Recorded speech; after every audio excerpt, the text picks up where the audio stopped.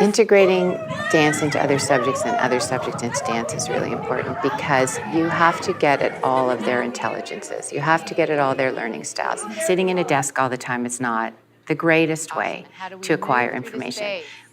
Our first instinct is to move, and that continues to be so always. We sort of teach ourselves out of that. But when we get the kids back into that, where they're moving and exploring on top of taking in visual stimulation, auditory stimulation, emotional, all of that, it becomes a complete package.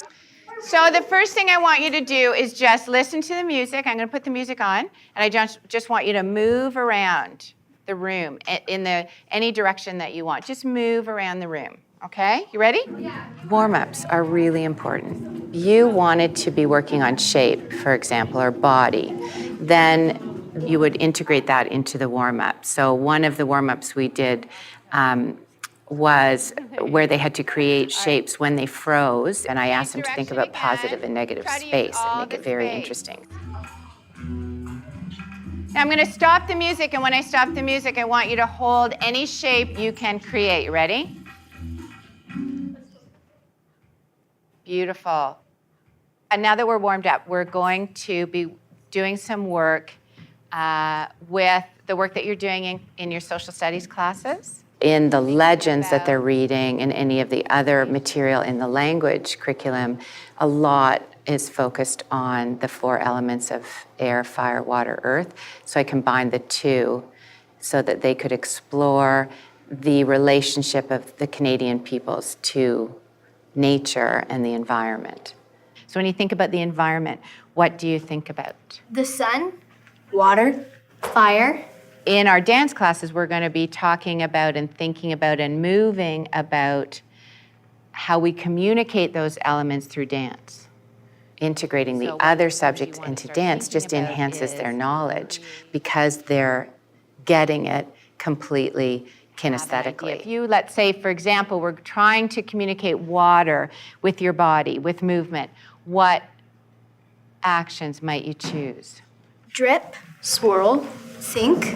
These are all great. Excellent. Okay, so we're going to play with that. We're going to experiment with that. I want you to try some of these things. Pick one action that you think depicts that element that you could use to communicate that element, and let's see what you come up with. They chose from some creative action words that they knew and ones that just spontaneously came to them. And freeze. Then we showed each other and worked on taking some of those pieces and movements that they chose and then refining them so that they could come up with a set phrase that they wanted to show. Can you go through yours?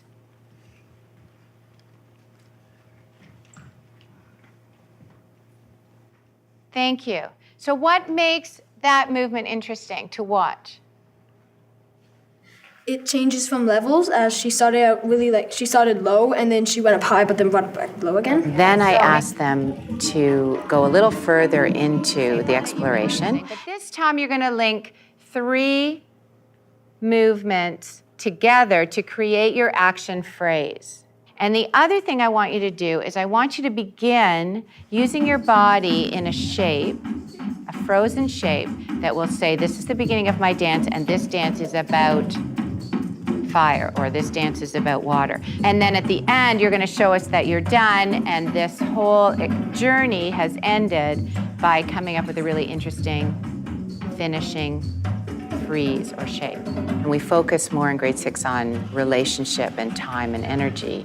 I had them think about their floor pattern and the relationship of where they began to where they were ending and the journey that they were taking in that. Can you tell us what 3 action words you used for Earth?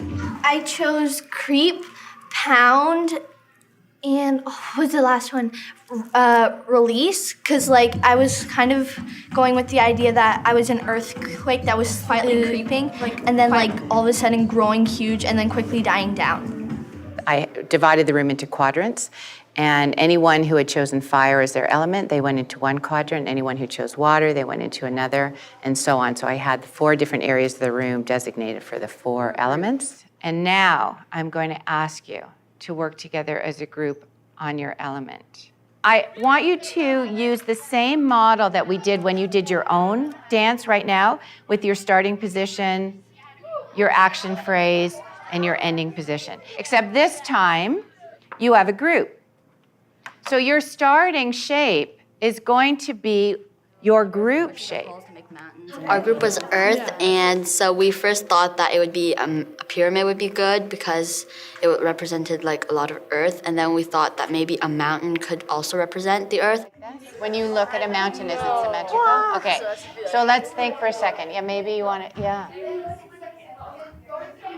And try, I think, if you're going to want the focus to be on the formation of the mountain, maybe your focus needs to be somewhere different rather than everybody facing out. What do you think you could do? Let's see, something.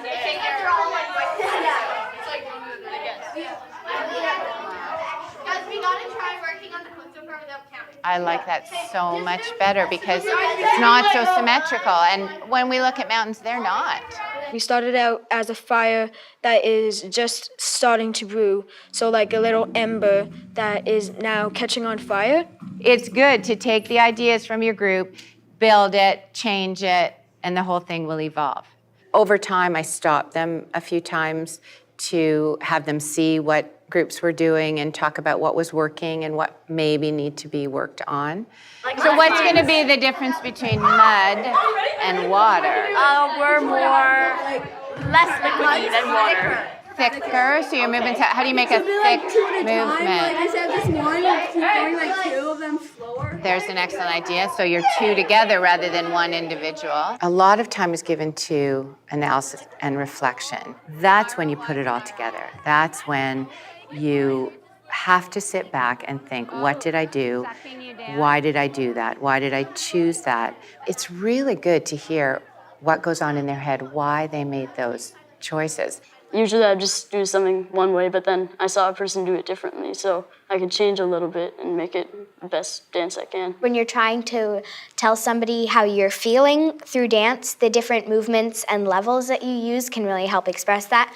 Like when you're sad, you would usually have slower movements rather than quick movements. I learned that I could actually give more ideas than I thought I could, which would build on the leadership side of life when I could like give some ideas and then people could expand on them or could tell me if my idea is good or maybe I could improve on it. I've seen some things start to emerge, different group formations, different ideas. Tell me some of the strategies that are working that's getting your group to come up with ideas. You have to like work together and listen to the ideas that other people have. So listening's important and sharing.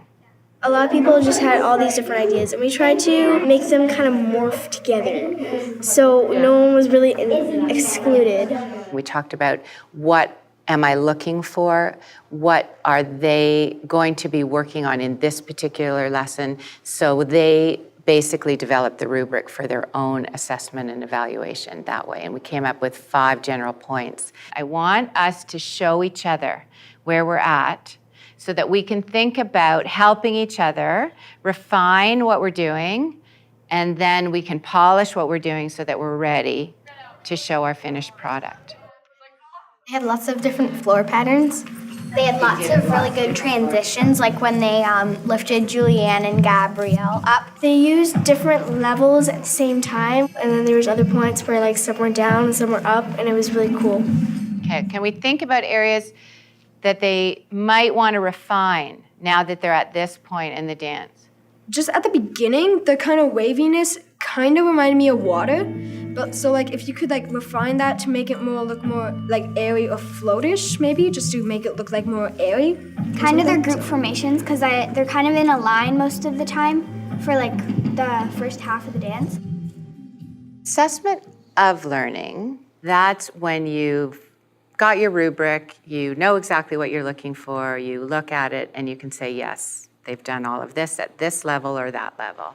That's important, but what's more important is the process. So assessment as learning, when you stop the class and say, okay, I have a question for you.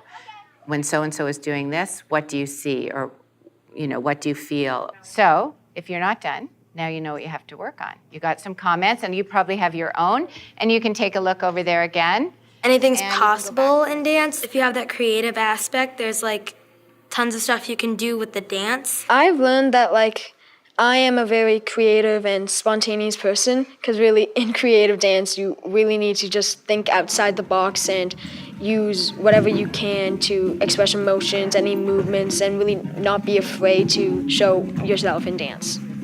I found that there are lots of things that I can do that I didn't think I could do before I started experimenting with dance. These students here are so articulate because they live in the arts. They apply all that they learn from the arts into what they're studying. The arts enhances their academics so much, and the studies have proven that, and they prove that themselves.